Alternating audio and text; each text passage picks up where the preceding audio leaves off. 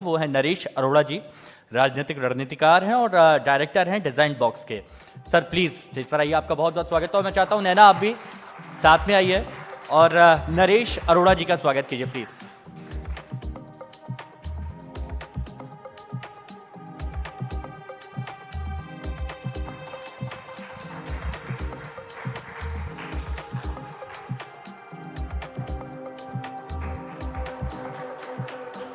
तो राजस्थान कितना आगे बढ़ रहा है, कितना आगे बढ़ गया और आगे क्या विजन है, ये पूरी जानकारी अब नैना आप तक पहुंचाएंगे। जोरदार तालियां। Thank you so much Himanshu. इसके पहले हमारे जितने सेशंस रहे हमने हेल्थ को लेकर बातचीत की और मुझे लगता है कि सभी हमारे सेशंस बहुत इंफॉर्मेटिव रहे हैं, लेकिन आई मस्ट से कि ये वाला जो सेशन होने वाला है वो आप लोगों के लिए भी उतना ही ज़्यादा खास रहने वाला है। इंफॉर्मेटिव तो होगा लेकिन इंटरेस्टिंग भी होगा। और नरेश जी के बारे में अगर मैं बात कहूँ तो मुझे लगता है कि अब सोशल मीडिया से लेकर आप कई ऐसे प्लेटफॉर्म्स पर अगर आप नाम लिखेंगे तो बहुत ढेर सारी चीज़ें आ जाती हैं।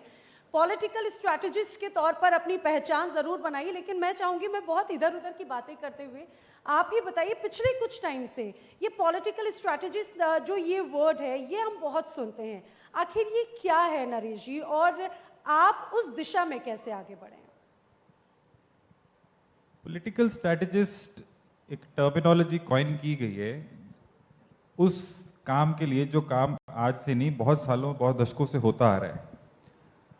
बट पहले ये काम प्रोफेशनली नहीं होता था, प्रोफेशनली होना शुरू हो गया। और हिंदुस्तान क्योंकि दुनिया की सबसे बड़ी डेमोक्रेसी है और यहाँ पे जो चुनाव का साइकिल है लगभग हर 8 महीने में किसी राज्य में चुनाव आते हैं और अनेकों सीटों पर चुनाव लड़े जाते हैं, अनेकों लोग चुनाव लड़ते हैं, तो उनको किसी ना किसी सलाहकार की आवश्यकता हमेशा से रही है। पहले वो सलाहकार पॉलिटिकल लोग खुद रहते थे, पर जैसे जैसे दौर बदलने लगा, कम्युनिकेशन के माध्यम बदलने लगे, तो उसमें प्रोफेशनल्स की एंट्री हुई और आज उनको पॉलिटिकल स्ट्रैटेजिस्ट, कैंपेन मैनेजर इस तरह के नाम दिए गए हिंदुस्तान के अंदर।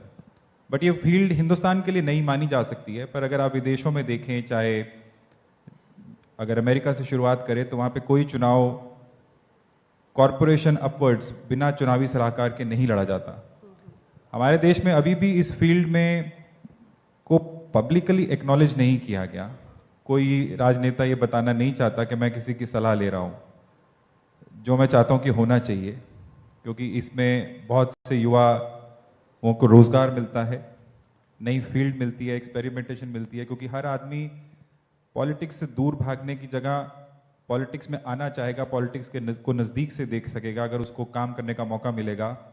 Without accountability, without responsibility, if people will get to see that how closely politicians work, how they contest elections. तो इसमें मैं समझता हूँ कि ये जो पॉलिटिकल स्ट्रैटेजीज की टर्मिनोलॉजी आपने मेरे को दी है, ये टर्मिनोलॉजी एक नई टर्मिनोलॉजी इंडिया के लिए है, बट ये काम बहुत देर से होता आ रहा है। लेकिन इसे अगर इसका दूसरा पहलू देखा जाए तो इसे किंग मेकर के तौर पे भी देखा जा सकता है कि जो भी सरकार बने, बदले, बिगड़े, जो भी है, लेकिन आगे की दिशाएं जो हैं कहीं ना कहीं उन तमाम रणनीतियों में जरूर भूमिका होती है। लेकिन मैं चाहूंगी नरेश जी, अब सबसे इंपॉर्टेंट ये, क्योंकि आपने कहा कि वक्त बदल रहा है, जाहिर सी बात है पहले के चुनाव जो हुआ करते थे वो बहुत अलग तरीके से हम देखते थे और भारत हमेशा, मुझे लगता है, चुनाव के लिए हमेशा रेडी भी रहता है और हर वक्त कहीं ना कहीं एक इलेक्शन को वो फेस कर रहा होता है। तो आखिर पिछले कुछ समय में ऐसी चीज़ें क्या चेंज हुई हैं? सब कुछ चेंज हुआ, आपने कहा डिजिटल एरा आया, जो एक ट्रेडिशनल हम इलेक्शंस देखा करते थे उनमें बदलाव आया, ज़रा वो डिफरेंस भी ज़रूर समझाइए। चुनाव लड़ने के तरीकों में बदलाव से पहले आपको ये बात नोट करनी होगी कि गवर्नेंस के तरीकों में भी बदलाव आया है। जैसे डायरेक्ट बेनिफिट ट्रांसफर की बात हम करें तो जो मुझे याद है यूपीए 2 की लास्ट कपल ऑफ इयर्स में डीबीटी का चलन शुरू हुआ था। वो डीबीटी से लोगों के खातों में डायरेक्ट बेनिफिट्स पहुंचने लगे, तकनीक का माध्यम से पहुंचने लगे। वो तकनीक का ही उपयोग फिर चुनावी जो और प्रक्रियाएं हैं उसमें उपयोग होने लग गया। जैसे जैसे माध्यम बदले वैसे वैसे चुनाव लड़ने के लिए लोगों की आवश्यकता, लोगों की रिक्वायरमेंट बदलने लग गई। पहले चुनाव में होर्डिंग लगा दो और चुनाव लड़ लिया जाता था, बहुत होता तो पैम्फलेट बांट दो, अखबार में इश्तिहार दे दीजिए। आज आप खुद का ही नेटवर्क देखें, इंटरनेट में आने के लिए इंटरनेट सर्विसेज में सबसे बड़ा और सबसे पहला नेटवर्क रहा, और उससे आपके खुद की जो मीडियम्स हैं वो डाइवर्स भी हुए, बढ़े भी और चेंज भी होने लग गए। आपकी खुद की न्यूज़पेपर्स आज डिजिटलाइज्ड हो गई, पे वॉल्स लग गई, पेड कंटेंट बिकने लग गया। तो जैसे जैसे कम्युनिकेशन के माध्यम बदले वैसे वैसे चुनाव भी, at the end of the day कोई भी कैंपेन हो, चाहे वो चुनावी कैंपेन है चाहे वो किसी प्रोडक्ट की कैंपेन है, उसका जो एंड गोल रहता है वो ये रहता है कि आप अपने कंज्यूमर या वोटर तक कैसे पहुंचे। अगर आज कंज्यूमर अखबार कम पढ़ता है और व्हाट्सएप ज्यादा देखता है तो आपको उसका उपयोग करना पड़ेगा। और क्योंकि दौर बदला, कंज्यूमर्स भी बदले। पहले जब चुनाव लड़े जाते थे या जब तक डिजिटलाइजेशन नहीं हुई थी तो घर में एक अखबार आता था, उसको घर का मुखिया पढ़ता था, निर्णय कर लेता था कौन सी पार्टी अच्छी है, कौन सा साबुन अच्छा है, कौन सा तेल अच्छा है, और घर के सब लोग वो मान लेते थे क्योंकि अखबार एक ही आदमी पढ़ता था घर का, बाकियों को कोई ना कोई और काम रहता था। आज घर के अगर 4 सदस्य हैं, 4 के पास 4 फोन हैं और 4 के पास 4 ओपिनियन है, और कई ऐसे मेरे पास एग्जाम्पल्स भी हैं कि जहाँ पे 4 पार्टियां रही, 4 सदस्यों ने 4 पार्टियों को वोट किया। तो आपको लगता है कि जो पैटर्न चेंज हुआ, ऑफ कोर्स डिजिटल एरा तो है, चांद पे जाने की बात करते हैं, आर्टिफिशियल इंटेलिजेंस वाली चीज़ें, अब हम लोग बहुत सी चीज़ें बदलते हुए देख रहे हैं। इसके साथ में इलेक्शन कैंपेन का या फिर इलेक्शंस का जो प्रचार प्रसार है उसका नैरेटिव कंप्लीटली चेंज हो गया, तो ये भी अपने आप में एक चैलेंजिंग है।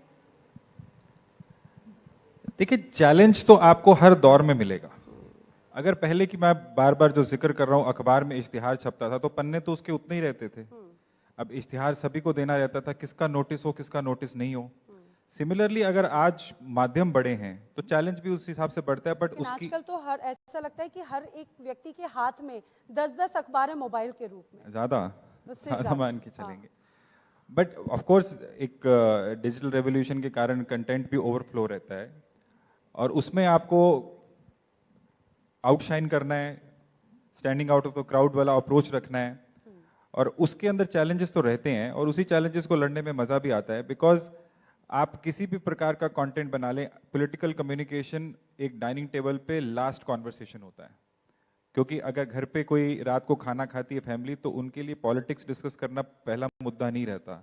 पहला मुद्दा उनके खुद के घर की समस्याएं, घर के बच्चों की समस्याएं सब रहती हैं। तो पॉलिटिकल कम्युनिकेशन एक वैसी डिफिकल्ट आर्ट है, और उस डिफिकल्ट आर्ट में जब इतना कंटेंट डिसेमिनेशन हो तो उसमें आपको स्टैंड आउट करना है, तो उसके लिए आपको ऑफ कोर्स चैलेंजेस तो आपको रहते हैं, पर उन चैलेंजेस में लड़ने में मजा भी आता है। देखिए, मैं अपने यहाँ पे जो लोग सुनने के लिए बैठे हैं, और क्योंकि ये हमारा लगातार सोशल मीडिया पर भी इसका स्ट्रीमिंग चल रहा है, अपने व्यूअर्स को भी हम ये बताएं कि आखिर ये सेशन क्यों ज़रूरी है।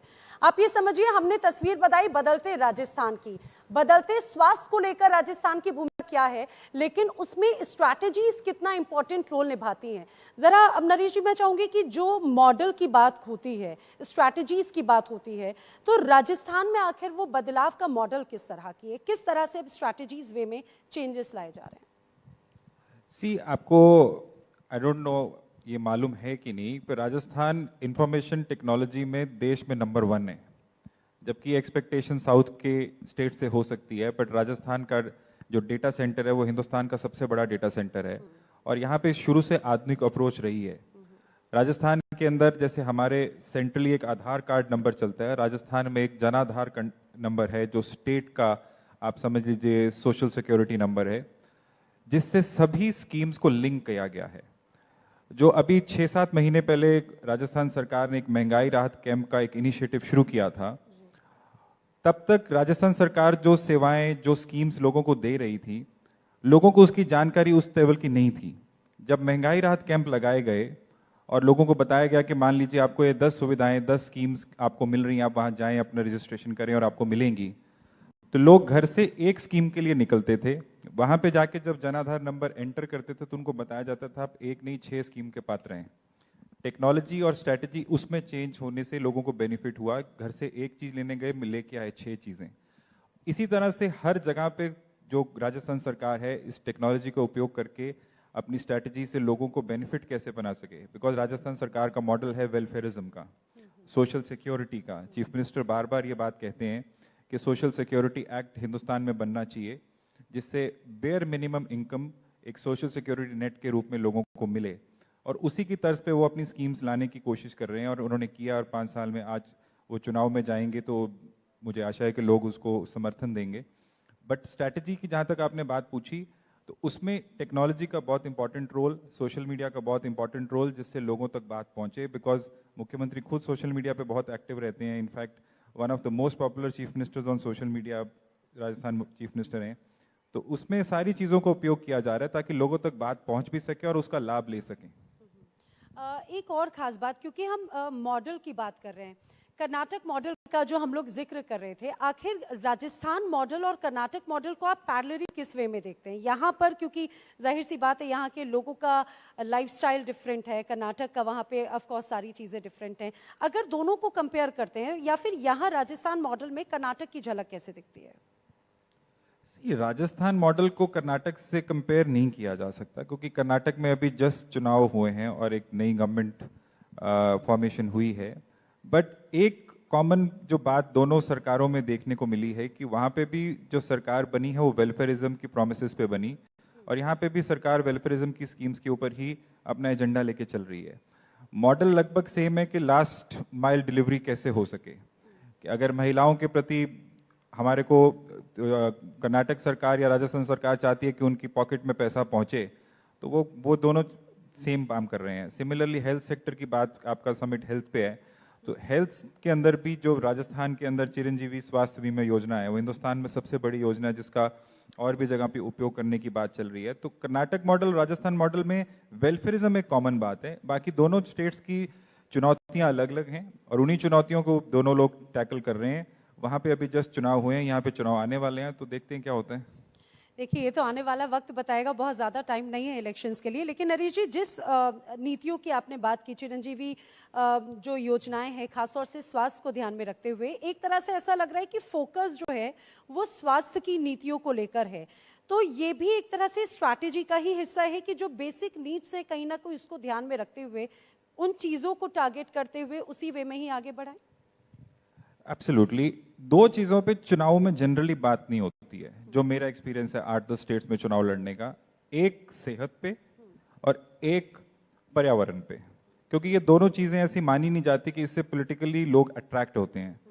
बट राजस्थान के अंदर स्वास्थ्य पे बहुत ज्यादा फोकस और जोर दिया गया है, और वो इसलिए कि अगर निरोगी काया तो उसके आगे ही बात चलेगी, और उसी की दिशा में मुख्यमंत्री ने, चाहे कोविड के प्रबंधन की बात हो, चाहे उसके बाद चिरंजीवी स्वास्थ्य बीमा हो, चिरंजीवी दुर्घटना बीमा हो, उन सब स्कीम्स को लोगों तक पहुंचाने की कोशिश की। और चिरंजीवी स्वास्थ्य बीमा में एक खास बात यहाँ पे ये भी है कि अगर आप राजस्थान वासी हैं, आपके पास जनाधार नंबर है, आप पंजीकृत हैं, तो आप सिर्फ राजस्थान में ही नहीं, हिंदुस्तान के किसी भी प्रदेश में जाके आप इलाज कराएं, राजस्थान सरकार 25 लाख रुपए तक का इलाज उनका कराती है, अगर उनको लगे कि वहाँ पे कोई चीज़ बाहर उनको कोई परेशानी आ जाए। तो स्वास्थ्य पे फोकस ये आप और हम दोनों जानते हैं, अगर हमारी बॉडी साथ हमारे देगी तो हमारा माइंड भी बेटर चलता है, और वही फोकस मुख्यमंत्री जी का भी है कि अगर राज्य के लोअर इनकम ग्रुप को अंदर भी जो हेल्थ इंफ्रास्ट्रक्चर और हेल्थ फैसिलिटीज अगर निशुल्क रहेंगी, तो वो लोग इसकी अवेल भी कर सकेंगे और इससे स्वस्थ भी रहेंगे, और जीडीपी के अंदर ग्रोथ भी देखने को मिलेगी, जो आज राजस्थान पूरे हिंदुस्तान में नंबर 2 पे खड़ा है। तो ये सब चीजें फैक्टर बनती हैं उसमें। नरेश जी, एक और चीज़ ये समझना मुझे लगता है बहुत ज़रूरी, और सभी बहुत इंटरेस्टेड भी होंगे इस चीज़ को जानने के लिए, क्योंकि हमने कहा कि चीज़ें बदल रही हैं, वक्त बदल रहा है, डिजिटल वे में हम चीज़ों को जा रहे हैं। तो आखिर अब नए नए तरीके किस तरह से शामिल कर रहे हैं? अगर आपके नज़रिए से देखें तो नए कैंपेन्स को लेकर, नई स्ट्रैटेजीज को लेकर क्या तरीके अब लाते हुए नजर आते हैं? अब ये बातें मैं यहाँ पे मंच पे तो नहीं बता सकता, क्योंकि अभी नाजुक दौर चल रहा है, बट जो बताया जा सकता है कि कॉमनली आज आप और हम जिन मीडियम्स को रोज यूज करते हैं, कोशिश है कि उनके थ्रू लोगों तक पहुंच बनाई रखी जा सके, और काफी हद तक हम लोग इसमें कामयाब हुए हैं और आगे भी उस पर जारी रखने की कोशिश करेंगे। बट एक मानना मेरा शुरू से ये है कि जितना मर्जी आप सोशल मीडिया पे कुछ भी बना के डाल लें, अगर आपके पास ग्राउंड स्ट्रेंथ नहीं है तो सोशल मीडिया आपको चुनाव नहीं जिता सकता, वो इम्पैक्ट क्रिएट नहीं कर सकता। जहाँ तक ग्लैमर वर्ल्ड या सिने वर्ल्ड की बात है, वहाँ तक सोशल मीडिया एक अलग रोल प्ले करता है, पर चुनाव के अंदर हमारी शुरू से नीति ये रही है कि अगर सोशल मीडिया पे भी कोई चीज़ दिखाई जानी चाहिए तो वो ग्राउंड से निकल के आनी चाहिए, ना कि स्टूडियो मेड होनी चाहिए। स्टूडियो में सिर्फ उसकी फिल्ट्रेशन होनी चाहिए। कई बार ये भी हो जाता है कि सोशल मीडिया के नो डाउट बेनिफिट्स तो ये है कि आप इजी टू अप्रोच है, लेकिन कई बार वो चीज़ें भी सामने आ जाती हैं जो शायद नहीं आनी चाहिए। तो ये प्रोज एंड कॉन्स दोनों तरफ है, तो उसका फ़ायदा और नुकसान दोनों भी नज़र आता है। सेंसिटिव तो है ही है, इसमें दो राय नहीं है, क्योंकि आप एक बिंदी भी अगर गलत डाल दें। एक हमारी चुनावी कैंपेन थी जिसके अंदर चुनावों के दौरान गांधी जयंती आ गई, तो गांधी जयंती पे वो चुनाव में जो पोस्ट जानी चाहिए थी वो पोस्ट बनी। दिन वाले ने पोस्ट बना के रख दी और रात वाले को पोस्ट करनी थी मॉर्निंग में। अब दिन वाला एक लैंग्वेज का आदमी था, रात वाला एक लैंग्वेज का आदमी था, तो उसने लिखना था उसमें अहिंसा के पुजारी, तो रात वाले ने हटा दिया। तो सुबह जब मैं उठा तो 16 मिस्ड कॉल मेरे फोन पे थी, तो महात्मा गांधी अहिंसा की जगह हिंसा के पुजारी बन गए। तो सेंसिटिव तो रहता है, बहुत ध्यान से काम करना पड़ता है। और it looks very easy from outside कि भी पोस्ट ही तो बनानी है, डालनी तो है, but it takes a lot of, I would say, effort also and diligence also. Naresh ji, आजकल कंपटीशन हर जगह पर है और ऐसा लगता है कि जो नई नई चीज़ें या फिर जो नए तरीके अपनाएगा वही बाजी मार ले जाएगा। और एक तरह से यही तस्वीर हम पिछले काफ़ी समय से देख भी रहे हैं। पिछले कुछ चुनाव तो कहा जाता है कि एक तरह से सोशल मीडिया पर जिसकी अच्छी पहुंच है, अच्छी रीच है, पॉपुलैरिटी है, आधी बाजी तो वो व्यक्ति वैसे ही मार लेता है। हमने कई इलेक्शंस में बीते कुछ समय से देखे, आफ्टर 2014 तो ऑफ कोर्स। तो आप मुझे ये ज़रूर समझाने की कोशिश कीजिए कि आने वाले वक्त में क्या ये तस्वीर और बदलती आपको नज़र आती है, क्योंकि ग्राउंड लेवल पे प्रचार का तरीका अलग होता है, ग्राउंड लेवल पर पॉपुलैरिटी या फिर जनाधार इकट्ठा करना अलग होता है, और सोशल मीडिया पर एक अलग तरह की जंग चल रही होती है। बिल्कुल, मैं इस बात से आपके सहमत हूँ, और ये बात पे मैंने आज से 3-4 साल पहले एक आर्टिकल भी लिखा था कि आज से 4 साल बाद चुनाव इंस्टाग्राम पे होगा। और आज आप देख रहे हैं कि इंस्टाग्राम पे सब युवा पहले जुड़ते हैं, और हम लोग भी अगर जिस भी कैटेगरी में गिने आप, तो इंस्टाग्राम एक इम्पॉर्टेंट टूल बन गया है। पर मैं जो इसका चलन बढ़ते हुए देख रहा हूँ, मैं समझता हूँ कि आज से 5 साल के बाद चुनाव में रैली नहीं हुआ करेगी, पब्लिक मीटिंग्स नहीं हुआ करेंगी। एक रैली एक पार्टी किया करेगी और वही उसकी स्ट्रेंथ होगी, और बाकी की सब मीटिंग्स वर्चुअल हुआ करेंगी। बिकॉज जैसे जैसे आर्टिफिशियल इंटेलिजेंस और बढ़ेगी, अभी तो हम लोग, आप लोग और हम लोग बहुत आर्टिफिशियल इंटेलिजेंस से दूर हैं रोज़मर्रा की ज़िंदगी के लिए। ये चलन आगे बढ़ेगा, सोशल मीडिया प्लेटफॉर्म्स में भी इस पर और बदलाव आएंगे, और लोगों की खुद की जो स्टाइल है, वर्किंग लाइफस्टाइल है, वो चेंज होगी, और रैलीज नहीं हुआ करेंगी, मीटिंग्स नहीं हुआ करेंगी, ऐसा मैं सोचता हूँ। आज से 5 साल में, इस चुनाव में नहीं, पर अगले चुनाव तक ये पैटर्न बदल जाएगा।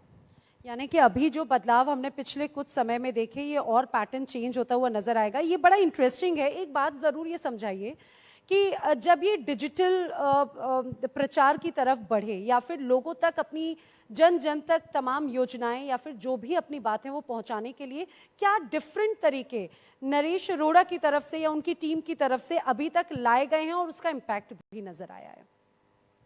देखिए, जो हमारी स्पेशलिटी है, और ये मेरे को कहने में गर्व महसूस होता है कि हम लोग कोई भी कैंपेन चलाते हैं डिजिटली, पहले तो ग्राउंड ओरिएंटेड रहता है, दूसरा उसका फोकस इंटरैक्टिव मोड पे रहता है।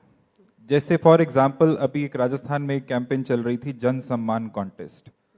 उसके अंदर एक कंपटीशन क्रिएट किया गया सरकार के द्वारा, जिसके अंदर आप किसी भी स्कीम के बारे में कोई वीडियो बना के अपलोड करें, और सरकार रोज उनको लाखों रुपए के इनाम दे रही थी कि कौन बेटर तरीके से एक स्कीम को प्रोपेगेट करता है या उसकी स्टोरी इंटरेस्टिंग रहती है।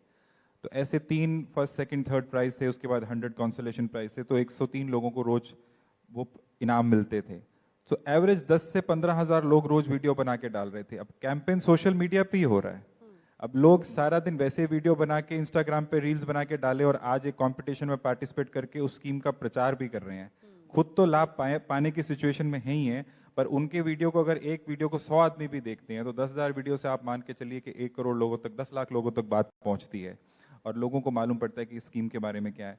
तो हमारा फोकस हमेशा से, आज से नहीं, जब से हमने काम शुरू किया है, हमने हर चुनाव में कोशिश की है कि हमारी जो सोशल मीडिया कैंपेन्स है वो इंटरैक्टिव होनी चाहिए, पार्टिसिपेटरी नेचर होनी चाहिए। ऐसा नहीं होना चाहिए कि कम्युनिकेशन वन वे हो, because social media is not one way communication. Social media is suppose to engage and engage in a purposeful manner in which people also become stakeholders themselves.